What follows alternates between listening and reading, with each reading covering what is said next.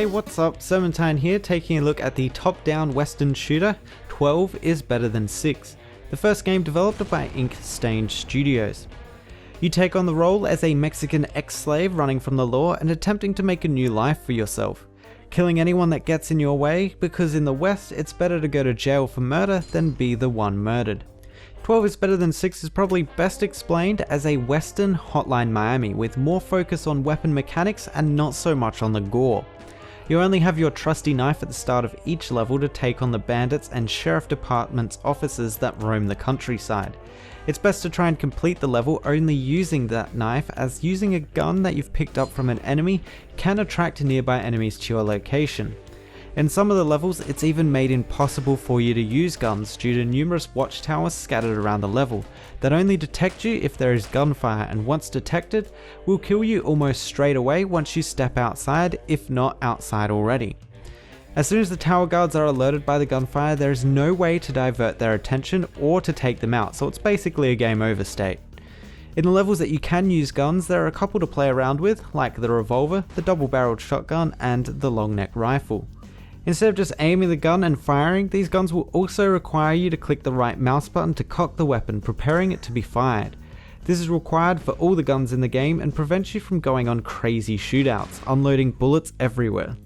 Instead, you have to make sure that there are no nearby enemies, or if there are, that you have gotten the cock and fire mechanics down. This leads to some pretty crazy moments in the game where you are furiously clicking, trying to cock and fire your weapon as fast as possible, only to continuously fire an uncocked weapon before being shot down. The levels in the game, along with the camera position, are a lot more closed in and compact compared to the camera and levels in Hotline Miami. There is somewhat a reason for this, with the limited sight range acting as a limit to your weapon's range. The only exception to this being the long neck rifle, which can move the camera while aiming to give you a better range, but that is only available on the rifle. The camera being so zoomed in does have some disadvantages though. For instance, you can't really get a good overview of your current situation. Enemies can just be off screen and still notice you and start firing without you even seeing them.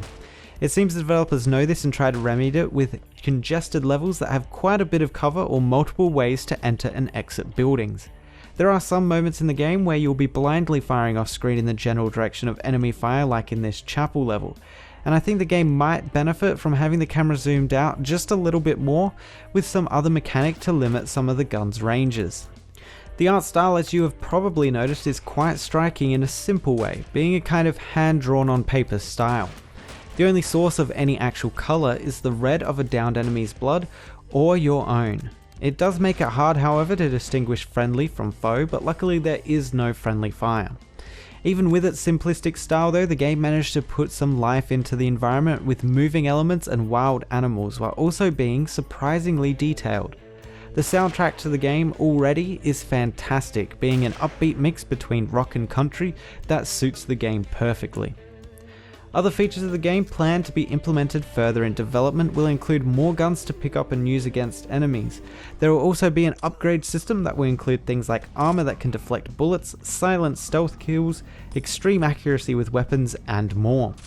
If the game meets some of its higher up Kickstarter goals, a PvP mode and co-op mode will also be added to the game. Altogether, 12 is Better Than 6 is an intriguing game that, with a little bit more time in development and maybe some slight design changes, could be a really good game.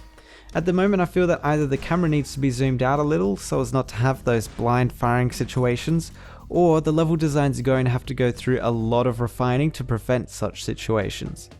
The story is interesting and the gun's unique mechanics add a nice touch to the game. If you enjoyed Hotline Miami but are more interested in stealth combat, or rather a less spray and pray style, then 12 is Better Than 6 may interest you. Anyway, that's been my player preview for 12 is Better Than 6. The game is currently running a Kickstarter campaign with a little over 20 days to go, and will be releasing on PC, Mac and Linux sometime in March 2016. You can try out a short demo of the game via their Kickstarter page, and if you want to find out more about the game, check out the links below. Thanks for watching, and I'll see you guys next time.